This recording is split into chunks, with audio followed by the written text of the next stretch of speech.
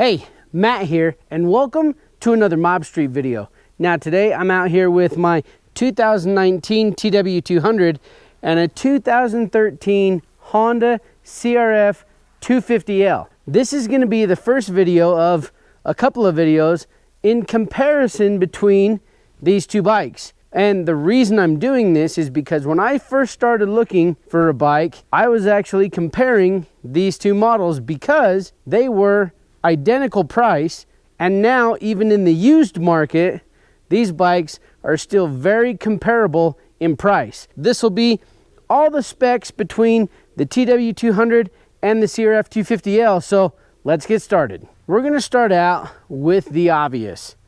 Engine on the CRF is a 250 and the engine on the TW is a 200. That might not seem like that big of a deal, but 50 cc's, depending on where you're using the bike, can actually make quite a big difference. So keep that in mind and just be thinking, okay, what exactly is it that I want to use this bike for? Now we're going to start with the front of the bikes and we're going to work our way back. So the front of the Honda, you've got 43 millimeter inverted forks that offer 9.8 inches of suspension travel.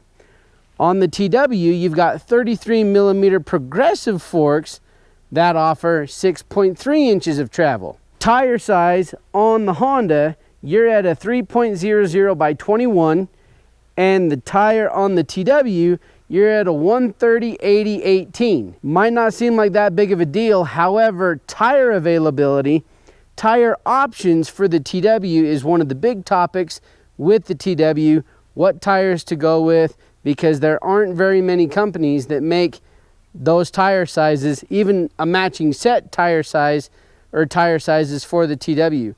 Now with the Honda though, that is a very universal size that has a very wide variety of tires to choose from. So keep that in mind. Now moving up onto the handlebars of these bikes, on the Honda, you have an LCD dash that gives you your speed, fuel, all that stuff, whereas on the TW you have an analog speedometer, and that's pretty much it. Now as we move back, gas tank wise, fuel capacity wise, on the Honda you're sitting right about 2 gallons, maybe a touch over, and on the TW you're sitting at 1.8 gallons, and with the Honda you have an estimated, remember, estimated fuel mileage of 73 miles per gallon, whereas the TW, you have 78 miles per gallon. Now let's talk fuel delivery, which is a really big issue for a lot of folks with the TW. I hear it all the time. Why is the TW200 still carbureted? I don't know exactly, but it is, and it works well. Now with the Honda, you've got a 38 millimeter fuel injection system, and if you look, I mean, there's a ton of information on this bike out there, and a lot of folks are extremely happy with the fuel injection on the CRF250. Now as we move even farther back, we're going to talk transmission, which is another thing that folks kind of gripe about with the TW is, oh, it's only a 5-speed, it's only a 5-speed. Well, in the Honda, you're getting a 6-speed transmission. If you're looking at the bikes for cruising, highway, or even freeway, the TW, I know this is a big issue with the TW as well, or a big topic with the TW, is the top speed. Top speed and cruising speed are two separate things. Top speed of the TW that I've been able to get this at is 64 miles an hour, and that is at, well, I'm sitting right about 6,000 feet of elevation. Now with the CRF, you can actually, if you want, you can cruise freeway speeds with this a little bit easier because of that 6-speed. And remember when I said that 50 cc might make a big difference depending on where you're riding? This is one of the places that 50 cc is actually going to make a difference. On those highway and on those freeway speeds, I still personally wouldn't take it on the freeway. However, cruising, you know, those highway speeds, the 65 and above, then the CRF is actually a better bike for that. Let's move to the back. The rear tire on the Honda, you're at a 120/80/18, where on the TW, you're at a 180/80/14. Now remember, those tire sizes on the TW are a little bit different than pretty much every other bike out there. One thing that I want to talk about the engine as well is the TW is still air cooled, whereas the Honda is liquid cooled, which means it uses coolant to go through and help bring down the heat of that engine, whereas the TW still uses the cooling fins to cool it down. Now with the Honda, engine wise again, you're looking at a 10.7 to 1 ratio, or a compression ratio, whereas with the TW, you're at a 9.5 to 1 compression ratio. The compression ratio on this one actually gives it a little bit more performance over the less tuned or detuned TW200. Now the next couple of things I want to talk about are kind of really what swayed me towards the TW over the CRF. And then the first one is the seat height. Obviously the CRF sits a little bit higher than the TW200, and the TW is sitting at 31.1 inches, whereas the CRF250 is sitting at 34.5-ish. It changed, you know, a little bit throughout the years, but about 34.5 inches is where the CRF250 is sitting.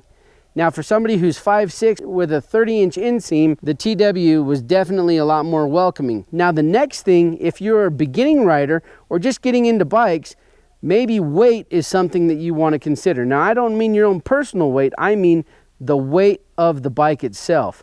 The TW is sitting at 278 pounds, where the CRF250 is sitting at 320 pounds. If you go down, which one's going to be easier to pick up? I've tipped this thing over plenty of times and been able to pick it right back up. My wife, who is 5'4", also rides this, and she is also able to pick it up just fine. So the weight on the TW was definitely more welcoming than the weight on the CRF250. Now the carrying capacity on these bikes is one thing that surprised me. The CRF250 has a carrying capacity of 320 pounds, whereas the TW200 has a carrying capacity of 397 pounds. The last thing that I want to cover about the bikes is simplicity. Now, both of these bikes are very basic and very simple in their own right, which is why a lot of people are drawn to them, because they don't require a ton of maintenance. Now, when I say maintenance, I don't mean mechanical maintenance. I mean, there's not a lot that can really go wrong on either of the bikes. Now with the Honda, a lot more things on here are electrical than they are on the TW200. And when I talk about simplicity, one thing that really kind of swayed me towards the TW was the carburetor. Now I'm probably going to catch a lot of flack on this, which is fine, but I really like the idea that if my battery died, like completely dead, without a battery, I could still bump start my TW. Now with the Honda and the fuel injection system, that's not the case. You have to have some sort of electrical charge to run your fuel injection system. Now your battery can be a little bit low, and yes, you might still be able to bump start the bike and get it going, but if the battery is completely dead or if the battery loses its charge, you won't be able to bump start the Honda. Those are the major specification differences between the TW200 and the CRF250L. Again, both of these are great bikes, and both of them, they're both just a lot of fun to be out on. So if there's any questions or comments or things that you think that I missed that you'd like to see covered, make sure to put those in the comments down below. And just out of this, which one would you choose? Would you take the TW or would you take the CRF250L? Now, as always, make sure to hit like, hit subscribe, and follow along. And we're going to call it there on this one. Make sure to tune in, because there will be more comparison videos coming up between the TW and the CRF250L. I'm Matt, this is Mob Street, and thanks for watching.